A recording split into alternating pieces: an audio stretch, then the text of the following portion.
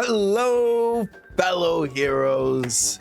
Today, I gotta talk about Gladiator 2. I saw it over the weekend, and I had a good time with it.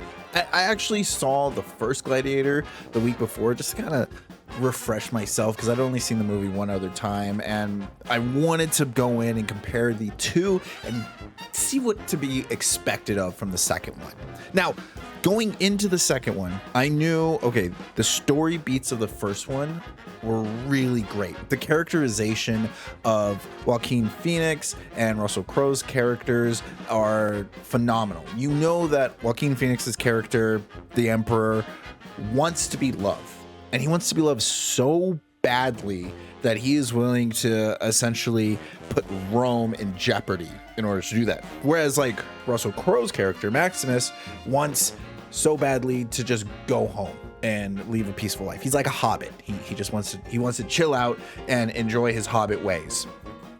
They are both unable to achieve what they want, and therefore it actually ends up clashing each other, because everything that the Emperor wants or Joaquin Phoenix wants, Russell Crowe is getting. And so they end up clashing, and we get this awesome gladiatory story that plays out, which brings us to Gladiator 2.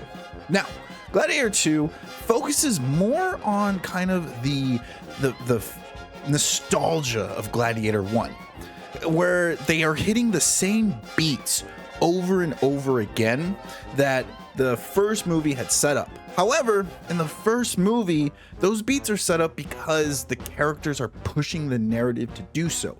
I think that the first Gladiator movie is a character-driven story, because the events don't happen unless Joaquin Phoenix's character actually comes in and creates those things to happen, and Maximus, reacting to everything that's going on, continues to push the plot forward. Now, when we go into Gladiator 2, it's more of a plot-driven story, and that's probably has to do with the fact that the characters don't really have that strong desire that they did in the first ones, and they are kind of forced to play out against, well, the new emperors, which I don't know if we get a great look at them here, but for lack of a better word, they're just evil, or they do bad things for the sake of being evil, which then turns this whole story into a story of versus good and evil.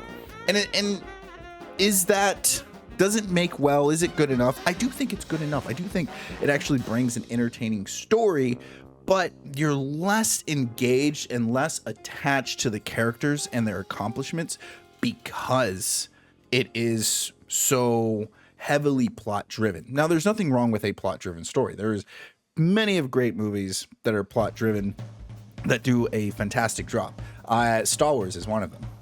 But when it comes to Gladiator 2, these two guys right here, we don't really care what they want, nor do they really tell us what they want. They really just want to be entertained. And because they are not entertained, well, we get just a bunch of shenanigans that continue to happen. And so you don't really have a well enough reason for yourself to care for what these guys care for. And therefore, the second movie ends up being more of just kind of a spectacle, which in itself is kind of a metaphor. Now, a spectacle isn't such a bad thing, because we get awesome things like this, like filling a gladiator pit with water and having a ship battle with tons of people to watch. I mean, this is, I think, super creative, and there's other creative moments, but they're still following the same line and the same things that had happened in the first movie in the same order, and giving us an animal fight, giving us making friends in the pits, or showing your leadership, and even just the whole kind of right here, put oh, you guys can't even see it, putting sand on your hands, and it, because of all this nostalgia, because of all that, it never gives our characters time to really press the story. And we see here on like Metacritic that it's gonna be 64, 5.3, and I don't think that's too bad of a score for things. An obvious money grab, no point to the movie, as others have said. I hope it fails at this. Tension between characters seem evaporate all too easily.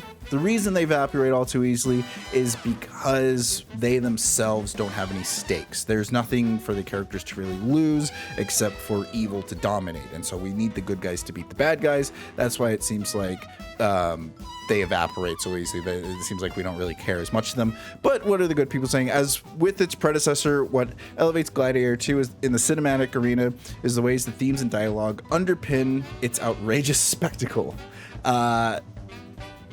Some of the best war and combat scenes of all time. Yes, it is a fantastic spectacle. It's kind of funny how we're all using kind of the same language here. Gladiator 2 really soars when it does not, excuse me, it does the unexpected, and for the most part, that only happens when Washington is on screen. Denzel Washington, they're referring to, who I gotta say, the characters in this movie, especially Denzel's character, were very charismatic. He was very charismatic and really made you want to hate his character. Like you're in there, you understand where he's coming from, and they did a great job writing his character above everyone else's. But for the most part, that didn't work out.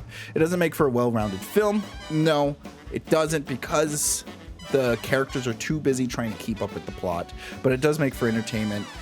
One. Now, on Rotten Tomatoes, we see a little bit more, 71, 84%, and I think this is more fair, matter of fact, than the 6 or 5. I think the 6 or 5 is a little harsh, even though the movie isn't as character-driven as the first one, and the plot kind of like, I guess, discriminates itself through the characters. It's hard for you to get attached to even like moments like this where you want to sympathize with Pedro Pascal because it's Pedro Pascal, but then you're not fully there, and it leads you to speculate with things. And this isn't a bad thing.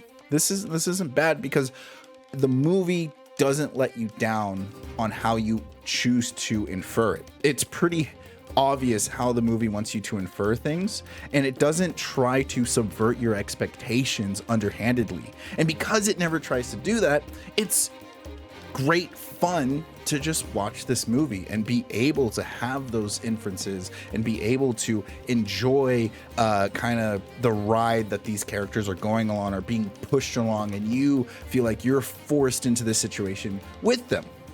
I don't see it as a better movie than the first one, but I also don't think it's so bad that nobody shouldn't watch it.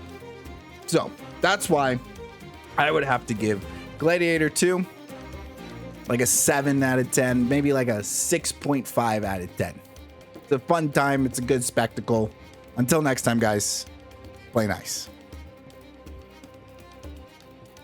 Hey, I'm Mario. I like playing video games, watching movies, and Dungeons and Dragons. If you keep getting me in your suggested videos, or you're watching this video right here, consider subscribing. It goes a long way. Thank you.